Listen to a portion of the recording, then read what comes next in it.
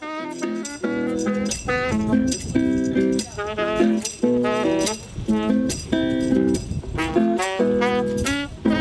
my heart may have much longing for peace on earth and a sense of belonging, or I won't lose hope here amongst this mess and harmony. Be the best I can be. Be the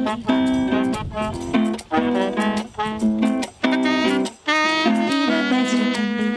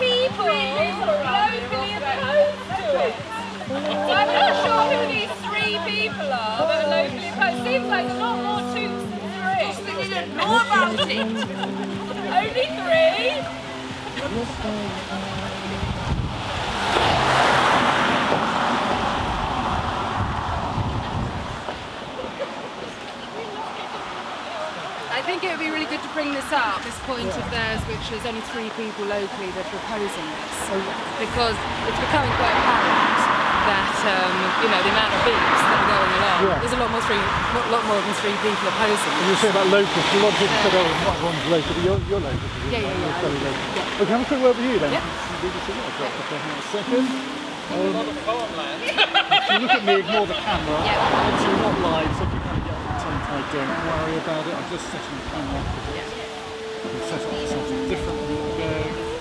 So, yeah, I mean, what are your thoughts about the protest and the support of that? Well, I live just down the road and I'm really worried about it, and you know, I kind of feel a moral obligation to stand up and say something. And although there are people that have come from around the place, there's a lot of local people, and it's been amazing hearing the toots of support. And you could tell us there's only 3 locals opposed to it, but when you hear all the tooting, it's quite clear that actually there's a lot of people opposed. In fact, I don't know many people that are in support locally.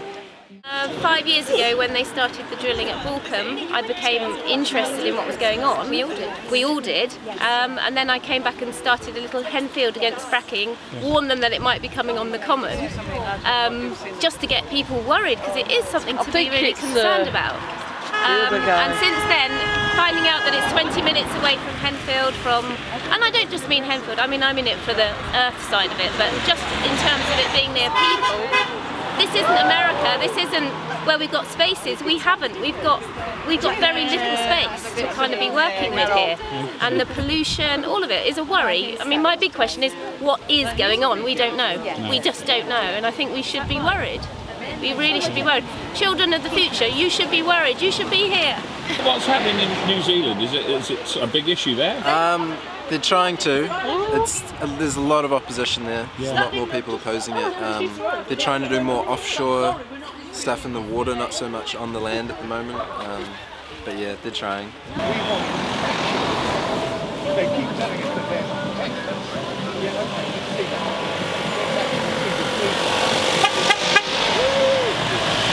Well, actually, I think we're in a developing situation here, where I see it's really about the policing of the oil sites and the fracking sites and the acidisation sites. The policing is not really very well controlled.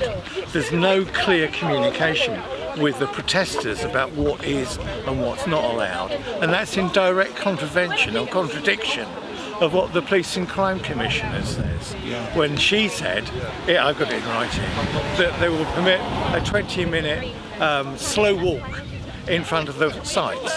And I've seen evidence that simply is not happening here at Broadford Bridge. And what I really don't want to see happen, what I don't want to see happening here is an escalation of the mistrust and activity of the police, which has resulted, if we're looking up in Lancashire, somebody getting knocked over outside of Frankfurt. And you know, if we don't do something serious, if the police don't engage properly, somebody's going to be killed.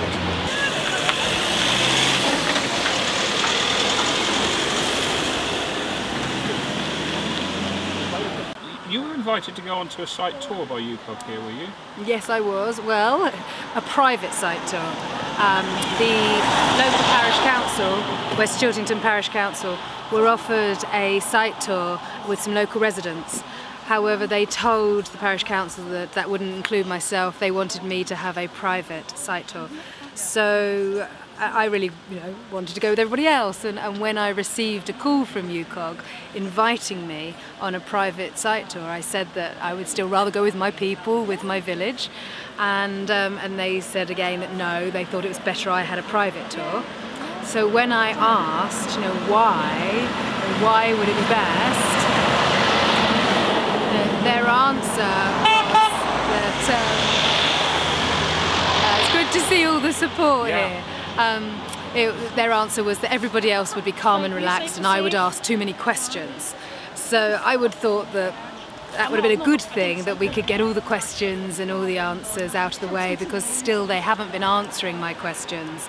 And I've written 5 times with a list of questions and they still haven't. What sort of questions would you be asking? I want us to talk about the quantity of chemicals that are being used, how often the chemicals are going to be used, what is the emergency rapid response plan, what would happen if there was an incident below ground. These are the kind of questions that I have and would like to have some kind of dialogue about. And you've had no answers to any of those questions? No, I haven't. And so yes, I have, say, been invited on a private tour, but I would rather go with my village. How does that make you feel that you're being sort of singled out like that, or what reasons do you think that is? Are they scared of you?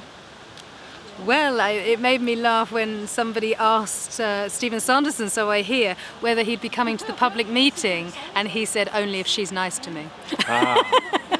So I'm sure that was a joke. Yeah, but I imagine there's some truth in it. I think that these people are very scared of us. Because this is something I have said. It's like, if they have nothing to hide, then they must walk their talk and speak their truth, just like we all do. Morally, this isn't right for me. And so morally, I have an obligation to protect my area and the people and myself and my family, as well as, globally, the wider world.